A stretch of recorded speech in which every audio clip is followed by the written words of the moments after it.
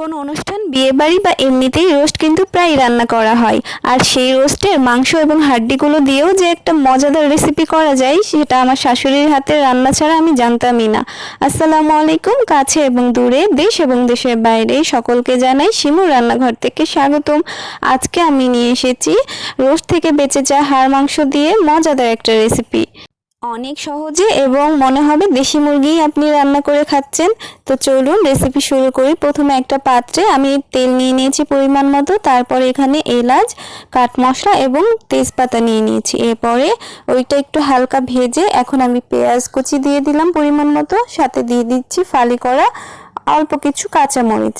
আমাদের পেঁয়াজটা একটু ভাজা ভাজা হলে এখন আমরা গুঁড়া মশলা অ্যাড করব। এখানে আমরা প্রথমে দিয়ে নিলাম 2 চা চামচের গুঁড়া মরিচ, এরপরে দিয়ে দেব হলুদের গুঁড়া 2 চা চামচ। মশলা একটু বেশি বেশি অ্যাড করব আমরা। এরপরে আমরা পরিমাণ মতো দিয়ে দিলাম লবণ।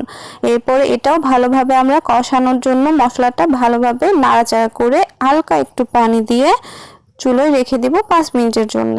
5 থেকে 7 মিনিট পরে মশলা ভালোভাবে কষানো হয়ে গেলে আমরা এখন রোস্ট থেকে বেঁচে যাওয়া মাংসগুলো অর্থাৎ গলা, কলিজা এবং আরও যা যা আছে মুরগির পাখনা সব কিছু মিলিয়ে আমরা আগে থেকে ধুয়ে রেখেছিলাম হাড্ডি, সেগুলো এখন আমরা মশলার উপরে দিয়ে দিব এবং ভালোভাবে নাড়াচাড়া করে মাংসের সাথে মশলা মাখিয়ে নিব। মাংসটা ভালোভাবে কষানোর জন্য আমরা 5 মিনিট ঢাকনা দিয়ে ওয়েট করব। 5 মিনিট পরে যখন মশলা থেকে পানি বের হয়ে আসবে, মাংস থেকে পানি বের হয়ে আসবে, তখন আমরা আরেকটু পানি দিয়ে নাড়াচাড়া করে মাংসটা ভালোভাবে কষানোর জন্য আরও 5 মিনিটের জন্য চুলোয় রেখে দিব। আর মাংসটা ওইদিকে হতে হতে যেহেতু আমরা মাংসের ভিতরে আলুটাও অ্যাড করব, তাই আমরা আগে আলুটা রেডি করে নিব।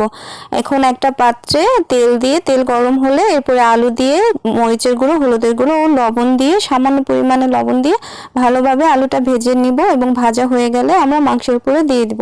মাংসটা আমাদের প্রায় কষানো হয়ে গেছে।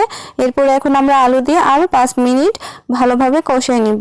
এরপরে আমরা আমাদের পরিমাণ মতো ঝোল যতটুকু রাখবো সেই পরিমাণে পানি দিয়ে নিলাম। আপনারা আপনাদের পরিমাণ অনুযায়ী বাড়িয়ে বা কমিয়ে নিতে পারেন। ঝোল দেওয়ার পরে 10 মিনিট রেখে দিলে আমাদের তরকারি একদমই রেডি হয়ে যাবে। আর এই তরকারি গরম গরম ভাতের সাথে খেতে অনেক বেশি মজা লাগবে।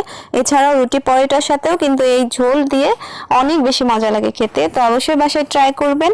আর ভিডিও ভালো লাগলে লাইক কমেন্ট করে আমাদের পাশে থাকবেন। তো আজকের মতো এখানে শেষ করছি। আল্লাহ হাফেজ।